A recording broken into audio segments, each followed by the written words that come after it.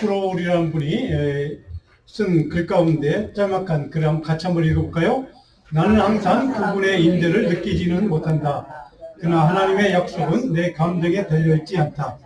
하나님의 약속은 그분의 신실하심에 근거한다.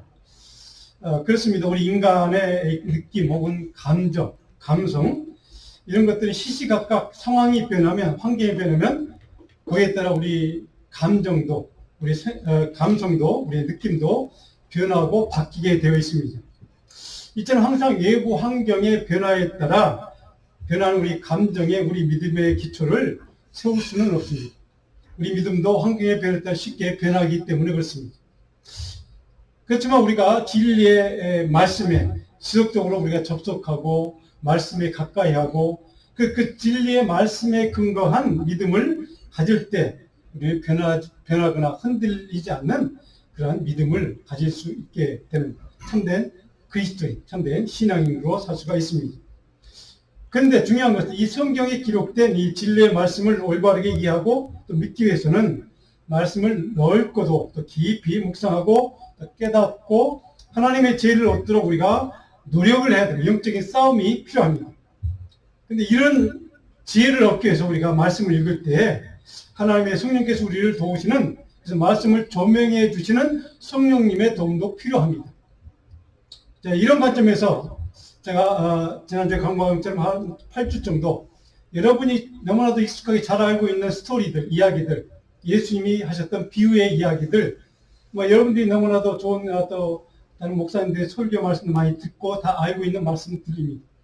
특별히 그 말씀들을 우리 여름 동안 우리가 익숙한 말씀들을 중심으로 해서 그 비유들을 중심으로 또 조금은 다른 각도, 여러분이 이미 알고 있는 것들을 확인하고 그리고 조금은 다른 각도로 깊이 있게 그 비유의 의미, 특별히 그 비유에 우리의 삶 속에서 우리가 실천을 해야 되는데 어떤 관점에서 실천하기를 주님은 원하시고 그 비유를 말씀하셨는가, 여기에 초점을 맞춰서 앞으로 8주 동안 이 비유를 우리가 좀 같이 공부하고 좀 살펴보려고 합니다. 그래서 이 비유 말씀을 공부할 때 우리가 하나님의 지혜를 깨닫되 이 시대, 오늘 우리가 살아가는 이 지금 이 시대에 올바른 삶의 길, 성도로서 그리스도인으로서 우리가 나아가야 될 올바른 방향은 무엇인가, 하나님 주신 영적인 통찰력을 우리 같이 얻고자 합니다. 자, 그렇다면 성경에서 비유가 무엇인가, 여러분들이 잘 아는 비유, 시편 78편의 20절 4절에 이렇게 기록이 되어 있습니다. 같이 읽어볼까요? 내가 입을 열어 비유로 말하며 예로부터 감추어졌던 것을 드러내려 하니 이는 우리가 들어서 아는 바요, 우리의 조상들이 우리에게 전한 바라. 우리가 이를 그들의 자손에게 숨기지 아니하고 여호와의 영예와 그의 능력과 그가 행하신 기이한 사적을 후대에 전하려다. 자, 비유로 말씀하시는 하나님의 목적이 무엇인지를 정확하게 시편 기자는 이렇게 우리에게 설명을 해줍니다. 감춰졌던 하나님의 비밀을 우리에게 드러내는 것이 비유다. 또 숨기지 않고 그것을 하나님의 크신 능력과 하나님의 권능과 하나님의 일하심과 하나님의 구원의 역사와 이 모든 것들을 우리에게, 후대에게, 후손에게 대세손손 전해주는 것, 바로 이 목적으로 말씀하시는, 사용하시는 툴, 도구가 뭐냐, 그것이 바로 비유다, 이렇게 설명을 해주고 있습니다. 근데 예수님이 직접 비유로 말씀하시는 것을, 그 이유를, 목적을 설명해 준 게 있죠. 마태복음 13장 3절에서도 9절로 15절에 보면 바로 예수님이 비유로 가르치시는 이유와 목적이 잘 설명이 되어 있습니다. 한번 집에 가시면 꼭 한번 읽어보시면 왜 예수님이 비유로 말씀하시는지, 왜 우리가 비유로 그 이야기를 듣고 무엇을 깨닫기 원하시는지를 우리가 알 수가 있습니다. 그렇다면 이제 비유란 헬라말로 파라볼레라는 말인데, 이 말은 뭐냐면 지금 우리가 살펴봤던 것처럼 감춰진 하나님, 천국의 비밀을 숨김없이 드러내고 전달하는 그 문학적인 통로, 장치를 뜻하는 게 비유의 정확한 사전적인 정의입니다. 다른 말로 하면 하나님의 비밀을 믿음의 공동체에 속한 택함받은 믿음의 사람, 성도들에게 증거하고 전달하는 그런 장치라는 뜻입니다. 그렇다면 예수님은 이 비유를 통해 무엇을 우리에게 전달하시고자 하시는가? 한마디로 하면 종말론적인, 그러니까 종말에 주님의 재림 때 일어날 하나님의 나라에 관련된 비밀을 계시해야 하는 도구, 그 비밀에 대한 계시의 수단, 가르침의 수단으로 이 비유를 주님은 사용하고 있다는 사실을 우리는 계속해서 보게 될 것입니다.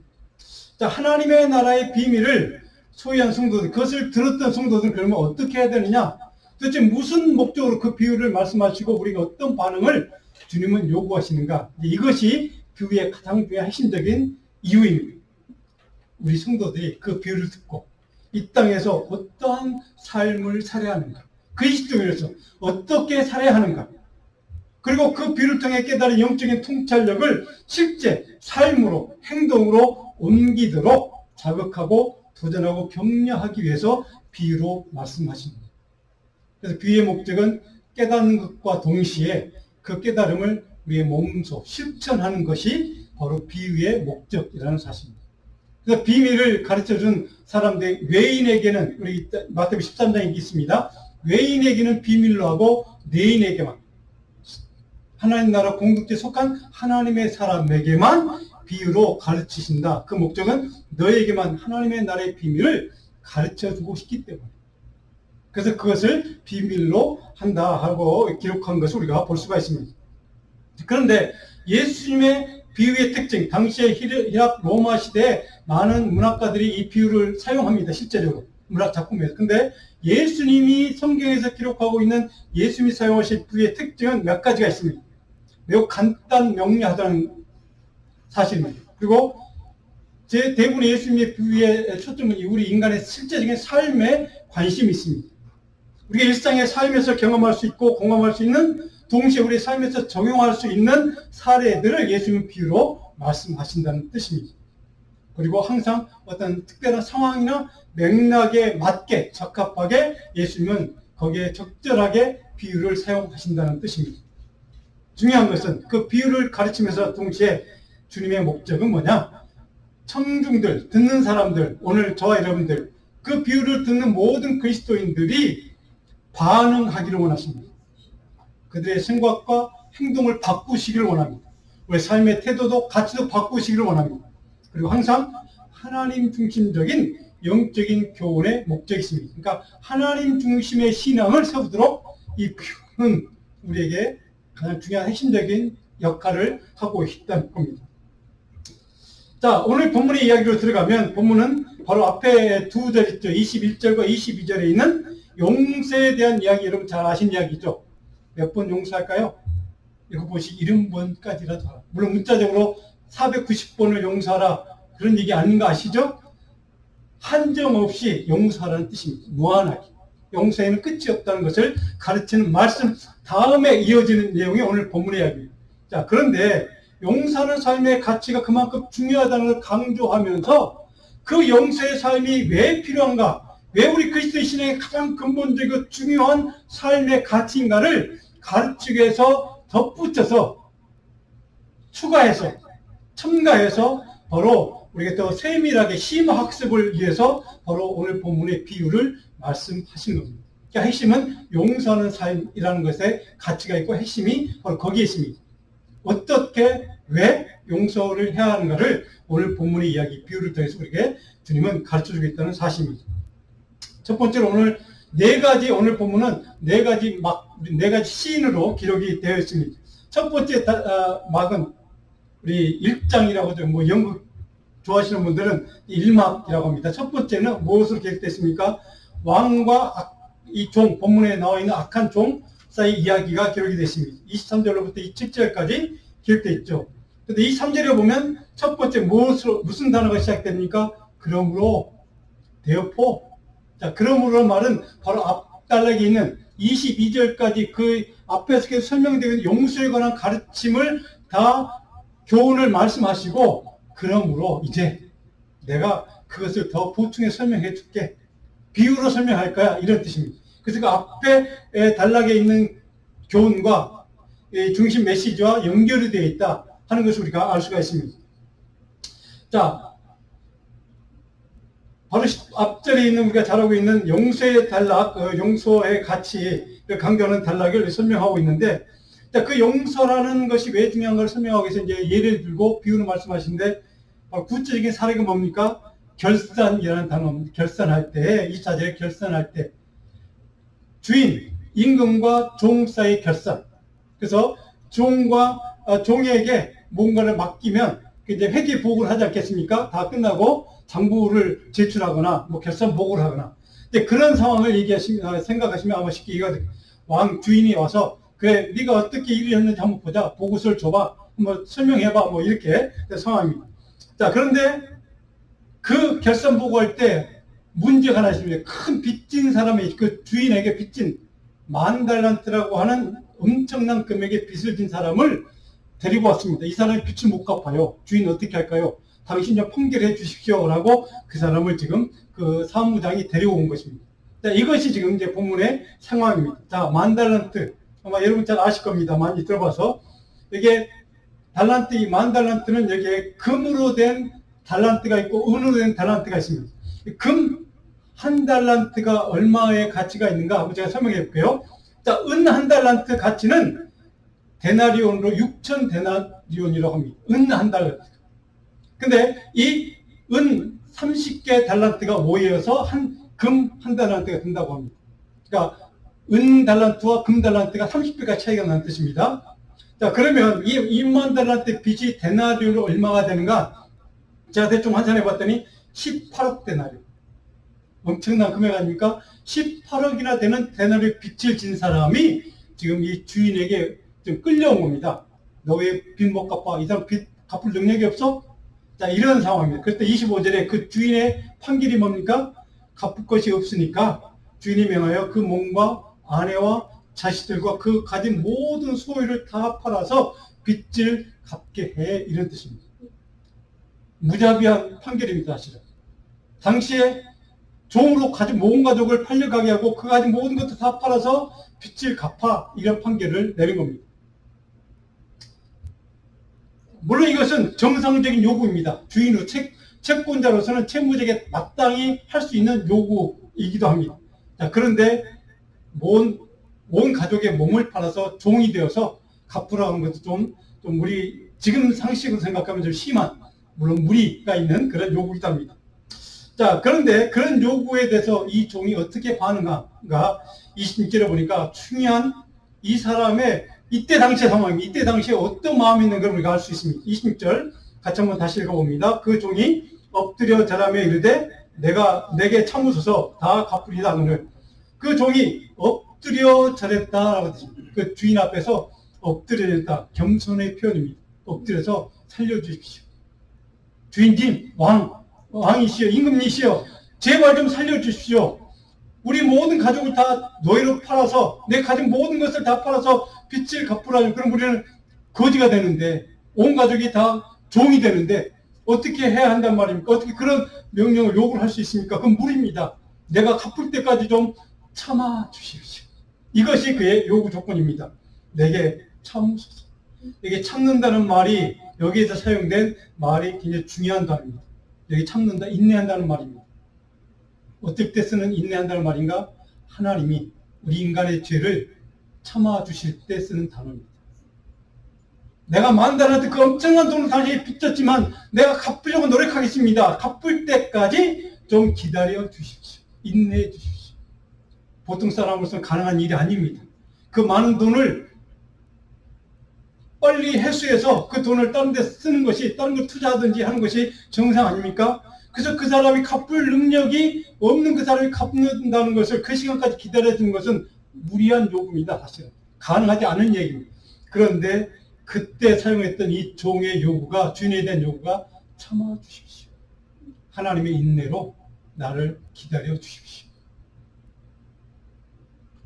무슨 뜻입니까? 이 종도 하나님의 은혜가 무엇인지 알고 있는 사람. 그래서 납작 엎드려서 주인에게 간청하고 있는 상황. 이때까지 그의 마음은 진실이었을 것입니다. 제발 좀 살려주십시오. 빚을 평감해달라는 요구 아닙니다. 빚을 유예해 주십시오. 내가 갚을 수 있을 때까지 참아 기다려 주십시오. 자, 근데 27절에 보니까 우리가 잘 아는 얘기죠. 종이 그런 간청을 하니까 주인이 불쌍히 여겨. 여기 불쌍히 여긴다는 말도 동시에 하나님이 우리 인간을 긍휼히 여긴다는 말에 사용되는 그 불쌍히 여기는, 긍휼히 여기는 컴패션이라는 단어입니다. 우리를 긍휼히 여기는 하나님의 마음으로 내가 너를 긍휼히 여겨 줄게, 용서해 줄게, 탕감해 줄게. 그 빛을 탕감해 주었다. 완전히 깨끗이 청산해 주었다 라고 하는 뜻입니다. 자, 이것이 오늘 26절과 27절에 주고받은 대화의 내용이고, 왜 이것이 하나님 나라의 비밀인가를 우리는 알 수 있게 해주는 그러한 이야기가 바로 여기 두 구절 가운데 기록되어 있습니다. 주인이신, 왕이신, 임금이신 하나님, 그분께서 죄로 인해서 죽을 수밖에 없는 죄를 졌던, 그 어떤 것으로도 탕감받을 수 없는, 용서받을 수 없는 죄를 졌던 우리 인간을 향해서 바로 불쌍히 여기는 마음, 긍휼히 여기심으로 그것을 다 탕감해 주신 십자가의 보혈의 사건, 이것을 상징하는 이야기이기 때문에 이게 하나님 나라의 비밀에 관한 비유라고 얘기하는 것입니다. 자, 그런데 중요한 건 바로 이렇게 엄청난 빛을 탕감받은 그 사람의 그 다음 행동이 이제 문제입니다. 그것에 대한 예수님의 비유의 목적, 바로 그것을 강조하기 위해서 지금 이런 이야기를 계속 하고 계십니다. 자, 두 번째로 이막, 두 번째 신에 들어가면 이 악한 종과 또 다른 동료 종입니다. 또 다른 종인데 같은 동료입니다. 그 종을 만났을 때 일어났던 사건입니다. 우리가 잘 아는 이야기입니다. 그 종이 나와서 자기의 백달이면 빚진 동료 한 사람을 만나 막 기쁜 마음으로, 그 모든 엄청난 빛을 탕감받았으니까 얼마나 좋았겠습니까?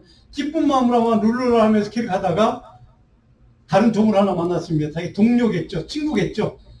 근데 그 사람이 자기한테 100데나리온의 빚을 진 사람입니다. 자기가 진 빚에 의하면 이 100데나리온 정말 그냥 특별만한 빚입니다.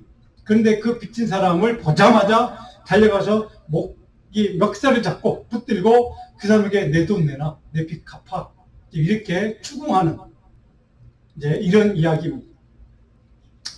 자, 근데 29절에 보니까 그 동료가 이렇게 얘기합니다.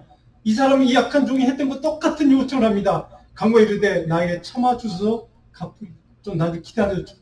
이게 참아달라는 말이 바로 아까 그 악한 종이 썼던 참아달라는 말, 그 주인에게 썼던 말과 같은 단어입니다. 너도 하나님의 마음으로 나를 좀 기다려줘. 내가 갚을 수 있을 때까지 100데나리온쯤 노력하면 몇 년이면 갚을 수 있을 돈일 것입니다. 그런 요청을 하는데도 23절에 이것이 가장 핵심 포인트죠. 오늘 이야기에 허락하지 아니하고 이에 가서 그가 빚을 갚도록 옥에 가두었다. 이것이 이제 이 악한 종이 왜 악한가를 설명해 주는 사람입니다. 자기는 엄청난 결코 갚을 수 없는 금액의 돈을 빚을 탕감받았으면서 은혜를 입었으면서 그 긍휼을 누렸으면서도 100데나리온밖에 빚지지 않은 그 사람 친구, 동료, 자기 안에 있는 공동체에 속한 그 형제를 향해서 100데나리온 지금 당장 갚지 않는다고 그를 감옥에 쳐넣는 상황. 자, 이것이 오늘 이 사람의 문제가 무엇인지 우리에게 가르쳐주는, 예수님이 우리에게 강조하고 싶은 이야기의 가장 중요한 그런 핵심적인 이야기입니다. 허락하지도 않고 탕감해 주지 않는. 자, 이 사람의 가장 큰 문제가 뭡니까? 그 주인 앞에서 자기가 빚진 상황 탕감받기 이전에는 납작가 들여서 겸손히 나를 좀 불쌍히 여겨달라는 마음과 태도로 그에게 간청했던 사람입니다. 하나님의 은혜를 구했고 하나님의 도우심을 구할 줄 알았던 사람이었습니다. 그래서 실제로 그 은혜를 지금 맛본 사람입니다. 그래서 탕감을 받았습니다. 그런데 조그만 자기의 빚진 사람 하나를 만났을 때 바로 그를 용서하지 않고 탕감해 주지도 않고 바로 감옥에 쳐넣는 사람. 자, 이의 삶의 태도, 그 영적인 태도, 그가 가진 삶의 가치가 문제였기 때문에 바로 예수님이 이 사람의 이야기를 하는 것입니다. 무자비한 종이 된 여러분은 어떤 생각이 드십니까? 내게 빚진 사람에 대해서만 이런 태도를 보이는가? 예수님이 우리에게 질문합니다. 우리에게 사소한 잘못을 한 사람, 아무것도 아닌 조그만 잘못을 한 사람에 대해서도 우리는 그렇게 대하지 않느냐 하는 것입니다. 정말 보잘것없는 자기 눈 속에 있는 들보는 보지 못하고 남의 눈 속에 있는 그 티끌 하나 때문에 욕하고 손가락질하고 조롱하고 남에게 나에게 내 기분 좀 상하게 했다고, 아니면 내 기분 나쁘게 했다고, 아니면 사소한 잘못 하나 했다고, 그것 때문에 그 사람을 손가락질하고 욕하고 저주하고 그런 태도로 살아가는 우리의 실제 모습을 지금 예수님은 책망하시는 그 목적을 위해서 이 이야기를 하고 계시는 겁니다. 바로 이것이 오늘 우리의 삶의 모습에 대한 주님의 시각입니다. 죽을 수밖에 없는 엄청난 그런 죄를 주님의 십자가의 보혈로 인해 용서받고 은혜를 받고 긍휼을 누렸음에도 불구하고 그것을 망각하고 나에게 사소한 잘못한 것, 그것 때문에 그 사람을 목덜미를 잡고 그 사람을 삿대질하면서 우리는 살아갑니다. 이것이 오늘 우리의 삶의 모습이라는 것입니다. 결코 자비가 없습니다. 용서가 없습니다. 결코 은혜를, 긍휼을 베풀지를 못한 우리의 삶의 모습. 바로 이것이 그 악한 종이 왜 악한가를 바로 예수님은 설명하기 위해서 그런 이 비유를 드시는 겁니다. 너희들은 어떠니? 너희들이 이 사람과 다를 바 없는 거 아니니? 너와 이 사람이 무엇인 차이가 있냐? 라고 하는 것입니다. 믿음의 형제 안에서, 믿음의 공동체 안에서도 그런 일이 일어난다는 사실입니다. 이것이 오늘 우리들의 문제입니다. 오늘 이 비유가 상징하는 우리 삶 속에서 우리가 다시 되돌아보고 묵상해야 될 질문은 바로 있습니다. 인처로 너는 이 사람과 다르니? 사랑하는 여러분, 이 사람은 우리는 악한 종이라고 생각합니다. 그렇게 우리는 평가합니다. 근데 내가 그 사람입니다. 내가 그 악한 종입니다. 내가, 우리 삶이 바로 그 악한 종과 다를 바 없는 삶. 오늘 주님은 그것을 우리에게 깨닫기를 원하십니다. 세 번째 장면에 넘어갑니다. 왕이 자신의 종에 대한 그 모습을 보고받은 그 왕의 임금이 주인이 자신의 결정을 번복해버립니다.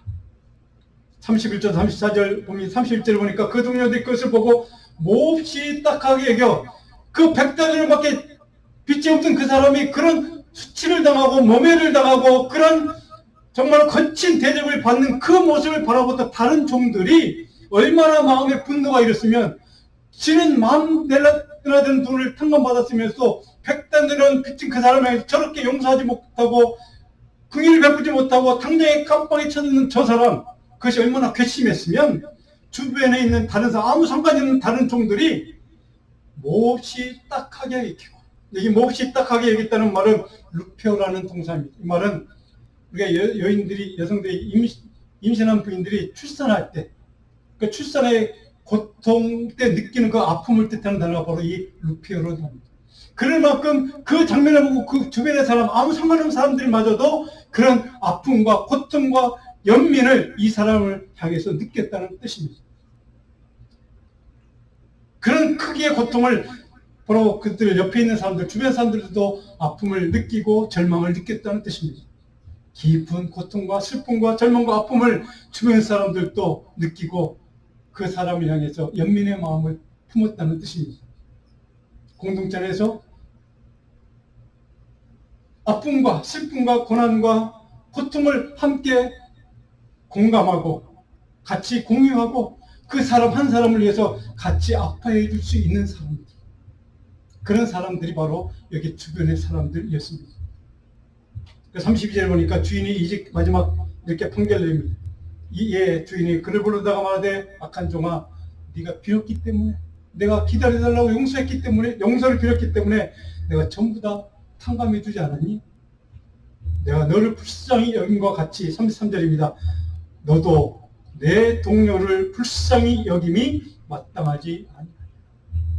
내가 너를 그렇게 긍휼히 여겼던 것처럼 너도 동시에 나아가서 내 이웃 사람들에게, 내 주변의 형제 자매들에게 똑같이 긍휼을 베푸는 삶을 나는 기대했다는 겁니다. 그런데 너는 그렇게 하지 않았어. 그래서 그 결정을 번복하고 그를 빚을 다 갚을 수 있을 때까지 감방에 쳐 넣어버리는 판결을 번복하는 주인의 결정을 우리는 볼 수 있습니다. 이게 불쌍히 여겼다는 말은 하나님이 우리 인간을 향하여 느끼는 감정, 긍휼히 여기는 감정, 바로 컴패션, 연민, 정말 우리를 안타까운 심정으로 바라보는 그 눈으로 우리를 바라보셨다는 뜻입니다. 너도 같이 그렇게 내 이웃을 향해서 그렇게 바라보기를, 그렇게 긍휼을 베풀기를, 사랑을 베풀기를, 용서하기를 내가 원했는데 너는 그렇게 하지 않았답니다. 이것이 그가 그 결정을 번복당하고 다시 그 탕감받은 죄를 다시 원상복구해서 다 갚을 때까지 감옥에 가야 했던 이유였습니다. 자, 여러분, 오늘 이것이 우리를 향한 주님의 경고의 메시지입니다. 내 삶은 어떻느냐 하는 것입니다. 너는 그와 다르게 살아가고 있느냐 하는 것입니다. 내가 너를 죄를 용서한 것, 십자가에서 보일로 그 예수님의 피로 우리 용서해 주신 그 이유 까닭은 그 긍휼처럼 너가 경험했던 그 긍휼과 하나님의 은혜를 너도 나아가서 누군가에게 그렇게 긍휼을 베풀기를 내가 원했는데 그렇게 하지 않은 너에 대해서 내가 바로 용서할 수 없다라고 하는 하나님의 마지막 판결을 우리에게 보여주신 겁니다. 하나님께서 얼마나 분노하셨으면 자신의 결정마저도 번복했겠습니까? 자, 여러분, 바로 그 주변에 다른 동료들, 종들이지만 그들이 이 백단으로 이 빚진 사람을 향해서 그 고통당하고 아픔당하고 수치당하는 그 사람에게 느꼈던 그 연민과 아픔과 공감은 바로 하나님이 느끼셨던 공감이었습니다. 그 사람에게서 하나님이 느꼈던 마음이었습니다. 안타까운 심정이었습니다. 하나님은 한 영혼을 향해서 고통당하고 아픔당하는 그 한 영혼을 향해서 그런 마음으로 바라보신다는 뜻입니다. 오늘 하나님 믿는 주님의 제자로 살아가는 저와 여러분들의 삶이 바로 그런 마음으로 그런 사람들 아픔과 고통과 힘든 삶을 사는 그 사람들을 바라보기를 원하고 그들과 공감하기 원하고 그들을 그렇게 긍휼히 여기기를 원하는 마음. 이것이 하나님의 마음이고 우리 그리스도인들이 가져야 될 마땅한 마음이라는 겁니다. 그래서 예수님이 그렇게 긍휼히 여기는 것이 마땅히 네가 해야 될 일이야. 마땅히, 당연히 책임이라는 뜻입니다. 의무라는 뜻입니다. 그런데 그는 하지 않았고 오늘 저와 여러분은 그런 경우가 없는지를 우리에게 질문하는 주님의 질문입니다.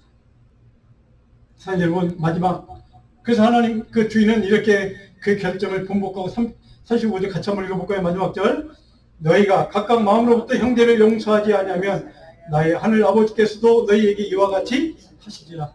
주님의 마음이 이것입니다. 형제를 진심으로 마음 중심으로부터 용서하고 긍휼히 여기고 그를 품어주지 아니하면 하나님도 너를 향해서 그렇게 대할 거야 라는 뜻입니다. 이것이 오늘 본문의 메시지의 핵심 의도입니다. 우리 삶의 주이신 주님의 마음은 우리에게 어떤 삶과 행동을 요구하고 있는가, 이것이 오늘 이 비유의 핵심 메시지입니다. 우리 이웃의 사람들, 우리 주변에 있는 사람들을 진심으로 품고 용서하고 긍휼히고 헌대하고 자비를 베푸는 삶, 그런 마음을 품는 것, 이것이 십자가 주님의 마음을 품고 살아가는 그 성도의 마음이어야 한다는 것을 오늘 주님은 우리에게 비유로 가르쳐 주십니다. 중요한 것은 이 악한 종은 그가 받았던 은혜의 크기만큼 그의 용서의 마음도 커져야 되는데 그 크기만큼 그는 크지를 못했습니다.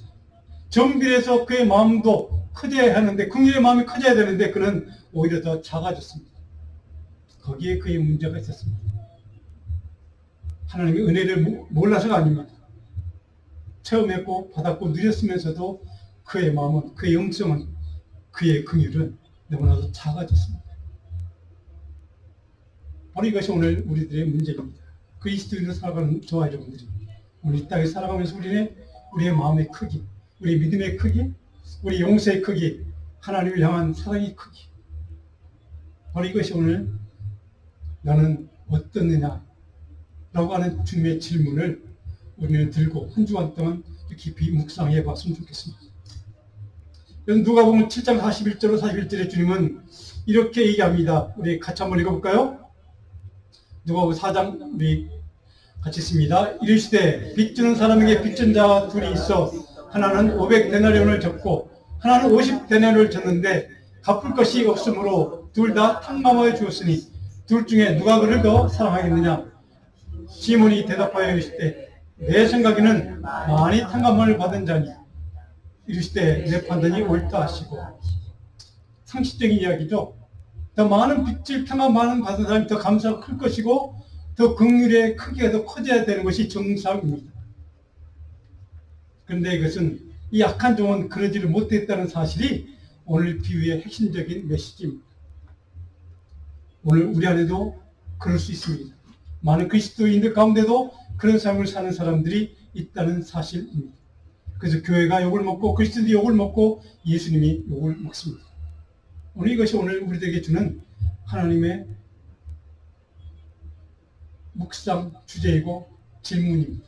사랑하는 여러분, 용서라는 가치, 오늘 많은 현대인들은, 대부분의 사람들은 이 용서라는 가치를 잊어버리고 망각하고 삽니다. 용서? 그것은 힘없는 자들이 하는 일이에요. 그것은 아무것도 가진 사람이 없는 것이 할 수 없으니까, 자기 힘으로 안 되니까 할 수 없이 그냥 용서해 주는 거야. 그런 무능력한 사람들이 하는 짓이야. 그래서 아무런 가치가 없는 일이야 라고 생각하는 것이, 그래서 너무 가볍게 취급하는 가치가 용서라는 가치입니다. 그런데 주님은 그리스도인 너희는, 예수를 따르는 제자인 너희는 달라야 한다는 것입니다. 세상 사람들이 아무런 가치가 없다고 생각하는 용서라는 가치가 내게는 하나님에게 가장 중요한 가치라는 것입니다. 그리스도의 삶에 있어서 가장 중요한, 바로 인생에서 가장 필요한 가치, 근본적인 가치가 바로 용서하는 삶이야 라고 주님은 이 비유를 통해서 우리에게 가르쳐 주고 있습니다. 사랑하는 여러분, 오늘 우리는 이 용서라는 가치가 너무 무가치한 시대에 살아갑니다. 그런데 주님은 이 시대에 꼭 필요한 가치가 용서라는 것을 우리에게 가르쳐 주고 있습니다. 왜요? 은혜 받은 사람, 하나님의 은혜를 받은 만큼, 그 크기만큼 너희도 용서의 사람, 긍휼의 사람, 사랑의 사람, 그 사람이 되기를 내가 원하기 때문에, 크게 용서받은 사람, 하나님의 크신 은혜를 정말 크게 누리는 사람, 그 크기를 크게 받은 사람, 그 사람의 마음속에는 그의 마음의 크기도, 용서의 크기도, 사랑의 크기도 그만큼 커져야 한다는 것이 주님이 우리에게 요구하는 메시지입니다. 사랑하는 여러분, 여러분의 마음은, 여러분의 크기의 크기는, 사랑의 크기는 어느 정도입니까? 오늘 이 메시지에 저와 여러분들이 큰 은혜를 경험했던 저와 여러분들, 용서를 경험한 저와 여러분들, 십자가의 은혜를 경험한 저와 여러분들, 그 크기만큼 우리 안에 용서의 크기가, 성숙한 믿음의 크기가, 긍휼의 크기가 자라기를 간절히 소원합니다. 그럼 오늘 이 시대에 우리 그리스도인이 요구하는 하나님의 가치, 용서하는 가치가, 그 가치 때문에 이 세상 갈등과 분열과 다툼과 아픔이 있는, 미움이 있는, 그것을 가득 차 있는 이 시대가 조금이라도 하나님의 뜻에 합당한, 하나님의 사랑으로 채워진, 하나님의 은혜로 채워진 사회가, 그렇게 사회로 바뀔 수 있는, 변화될 수 있는 그런 역할을 하는 사람이 바로 저와 여러분이기 때문에, 우리 교회이기 때문에 바로 용서의 가치가 저와 여러분을 통해서 드러나기를 원하시는 주님의 메시지가 오늘 비유인 것을 깨닫고, 이 말씀을 우리 마음속에 깊이 간직하고 한 주간 동안 묵상하기를 간절히 소원합니다. 오늘 한 5분여 동안 이 스크린 하나를 보려고 합니다. 어떤 이야기는 제가, 우리 비디오 좀 넘어가시면 하나 있습니다. 유기성 목사님, 한국의 선한목자교회 목사님이신, 우리 감독의 목사님이신데요. 그분이 설교 가운데, 작년에 한번 했던 설교 가운데 그 어떤 선교사님의 이야기를 목소리로만 들려주는 장면이 있습니다. 처음부터 한 5분, 한 50초 되더라고요. 좀 길지만 중간에 끊을 수가 없어서 편집이 안 돼서 한번 좀 들어보겠습니다. 우리 케냐에서 사역하시는 여자 목사님 간증의 이야기가 한 3분 정도부터 시작이 됩니다. 같이 들어봅니다.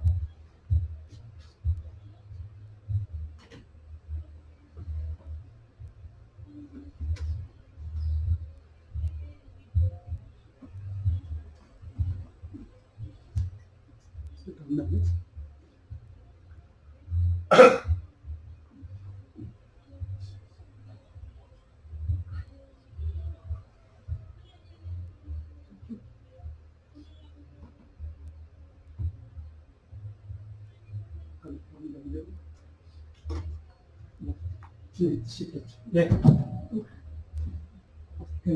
꺼주시고요. 그러면 아까 우리 그 앞에 스크린 넘어가겠습니다. 예. 제가 미국에 와서 신학교 때 공부했던 책 가운데 하나가 이런 Responsible Grace라는 책이 있습니다. 우리 감리교 창시한 요한 웨슬레의 신학을 연구한 서적인데요. 제목이 Responsible Grace입니다. 그리스도의 구원의 은혜를 받은 십자가의 은혜를 경험한 모든 그리스도인들은 바로 하나님의 은혜를 누린 사람들, 긍휼을 누린 사람들, 그 사람들은 레스폰시블, 책임이 있는 하나님의 은혜를 이웃에게 베풀어야 돼, 사회에 베풀어야 될 그런 소명을 가진 사람들. 이야기의 핵심은 그겁니다. 이 책의 핵심은 바로 그겁니다. 자, 아까 우리가 보았던 그 스크린 다시 한번 좀 띄워주시면 그 내용을 제가 간단히 요약하면 케냐 선교하시는 이문미 목사님이라는 분의 이제 간증 이야기인데요. 이분이 케냐에서 선교하시다가 이제 흑인 아이들을 이렇게 학교를 세우고 그 교회를 세우고 복음을 전하는 일을 합니다. 근데 이분이 그 사역하는 그게 학교에 나온 학생들이 있습니다. 자기가 어디 동네를 가면 그 학생들이 자기 큰 목소리로 이분이 영어 이름이 유니스인데 유니스 이렇게 부른답니다. 큰 목이 터져라고 부른답니다. 물론 반가워서 부른 것도 있지만 이번 이 선교사님 유니스 이 목사님의 마음속에는 저 아이가 지금 신발이 없어 나에게 신발 사달라고 부탁하는 거구나. 저 아이가 지금 뭐가 필요한데 내가 그거 부탁하지를 못하고 내 이름만 부르는구나 라고 마음으로 느끼거든요. 그 아이들 자기 이름을 부를 때 자기는 그걸 생각해요. 저 아이가 목 터져라고 내 이름을 부르는 이유 바로 이것이 주님의 마음, 하나님의 마음. 그러면서 이 선교사님이 결론을 이렇게 내립니다. 우리가 기도할 때, 하나님 향해서 부르칠 때, 기도조차도 할 수 없을 그때 주님이라는 이름만 불러서 하나님 우리의 필요한 것, 우리에게 요구되는 것, 우리의 어떤 상황과 무엇이 필요한지 다 아시는 하나님께서 왜 그것을 들어주지 않겠나.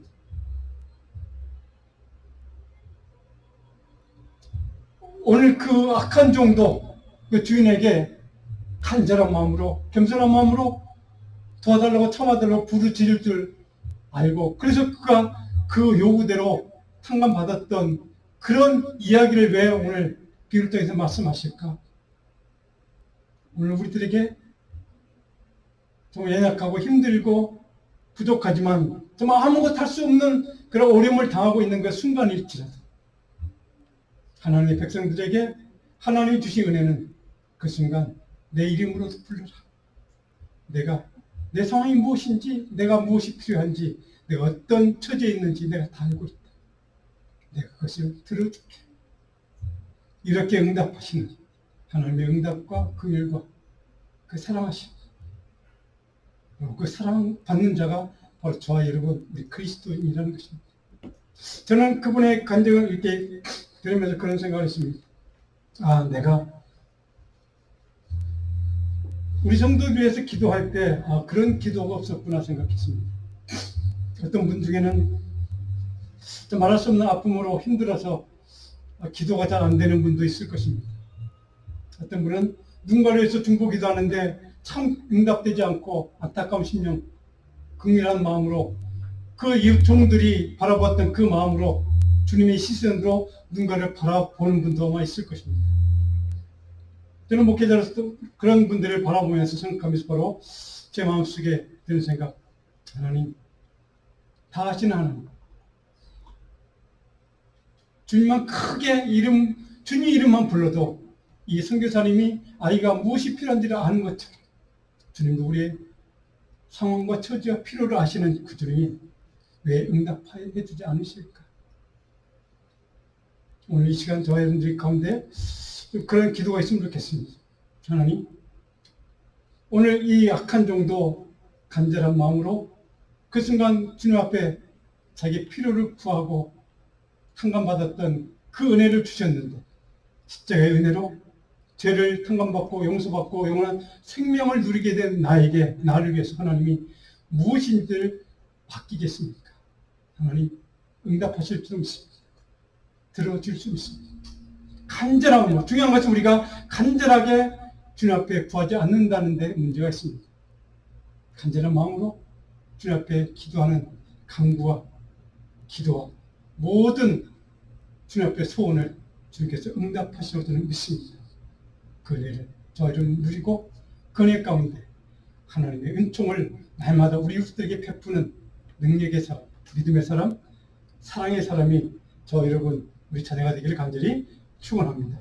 기도하겠습니다.